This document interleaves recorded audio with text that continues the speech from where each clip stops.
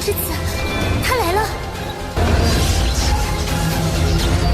Hello, xin chào các bạn đã quay trở lại với review 5 phút. Ở cuối tập trước, đám người Long Hạo Thần đã thành công đánh bại những tên thừa kế trụ ma thần ở tứ đại thần điện và lấy được vương miện truyền thừa của chúng. Sau khi phát động giả tượng các thần điện trên đã bị công phá, Long Hạo Thần và Hàn Vũ mang theo Nguyệt Dạ và Lệnh Tiêu đến thần điện chính để làm con tin. Mà cũng tại khoảnh khắc đó, 8 thành viên liệt ma đoàn đã lập tức tập trung đông đủ tại Mộng Huyền Thần Điện và ôm cây đợi thỏ chờ A Bảo đến. Và đúng như dự đoán, không lâu sau, A Bảo và môn địch đã có mặt ở tại môn của Mộng Huyền Thần Điện.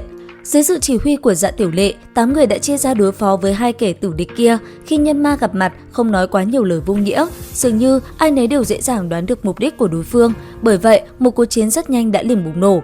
Long Hạo Thần hít sâu, chậm rãi tiến lên trước một bước, sương mù vàng nồng đậm dâng lên quanh thân thể, đích thị là xúc thế. Không chỉ có hắn, sương mù vàng khác cũng xuất hiện trên người Hàn Vũ và Vương Nguyên Nguyên. Kỹ năng xúc thế này chỉ cần là chức nghiệp cận chiến thì đều có thể học. Đối với kỵ sĩ và chiến sĩ bình thường, có lẽ sẽ cảm thấy nó quá tầm thường, nhưng trong tay Long Hạo Thần thì lại biến hóa thành vô số cách chiến đấu. Tư Mã Tiên hơi lui ra sau nửa bước, gã không xúc thế, nhưng trong tay quang chi đại lực hoàn mau chóng xoay quanh. Chú ngữ Lâm Khâm ngâm sướng từ nãy đến giờ vẫn còn kéo dài, sau đó có thể thấy chú ngữ rất khó, trên trán y tràn đầy mồ hôi. Thả Nhi như cũ không thể bóng dáng, chú ngữ của Trần Anh Nhi cũng đã bắt đầu, hai tay ôm thủy tinh cầu, bắt đầu phóng thích sinh linh môn. Ánh mắt Trương Phóng Phóng biến trầm trọng, cả người hắn như đang tiến vào trạng thái kỳ quái, quang mang vàng đậm đặc mau chóng biến lỏng, trải rộng toàn thân. Có thể thấy rõ, tay trái cầm tấm thuẫn của hắn nương theo sự thay đổi của cơ thể mà cũng dần biến nên trong suốt.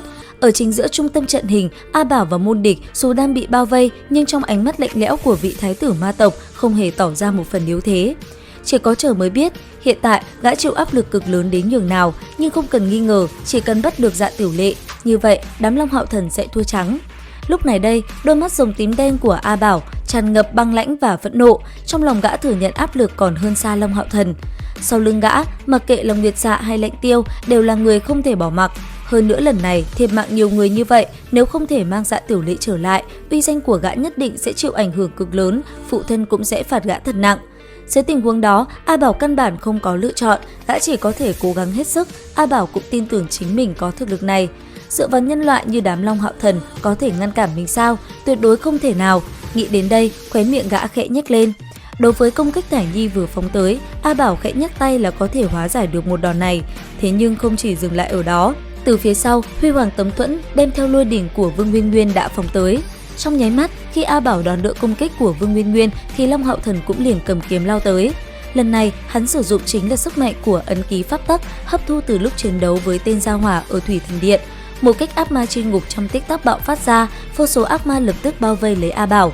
Thế nhưng không tốn quá nhiều thời gian, vị thái tử của ma tộc đã đánh lui Long Hạo Thần, giống như cái cách mà Thả Nhi và Vương Nguyên Nguyên trước đó bị hạ gục. Nhìn đám nhân loại trước mắt, A Bảo gầm lên một tiếng. Các ngươi tưởng rằng đem mấy kỹ năng cùi bắp này ra là có thể đánh bại được ta sao? Nhân loại các ngươi cũng quá ngây thơ rồi đấy. Đáp lại một lời này, thân hình Long Hạo Thần bị đánh lui về sau, lúc này đã đứng vững, hắn mỉm cười nói: đương nhiên là không, chỉ cần có thể giữ chân ngươi là được rồi. Lời vừa dứt, dưới chân A Bảo hiện lên một loạt phù văn màu xanh biếc. Chính tại khoảnh khắc này, trận pháp mà Dạ Tiểu Lệ cùng đám người Long Hạo Thần thiết lập từ trước đã hoàn toàn kích phát.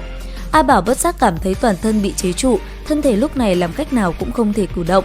Nhận thấy thời cơ chín muồi đã đến, Long Hạo Thần cầm trong tay lưu quang kiếm hướng thẳng về phía đỉnh đầu A Bảo, đâm tới nhằm kết thúc cuộc chiến này.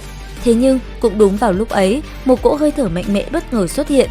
Hiển nhiên, A Bảo không dễ dàng chịu thua như vậy. Đến đây thì cũng hết tập 96 Thần Ấm Vương Tọa. Liệu rằng diễn biến tiếp theo sẽ như thế nào? Theo dõi kênh để biết thêm chi tiết nha. Bây giờ thì xin chào và hẹn gặp lại.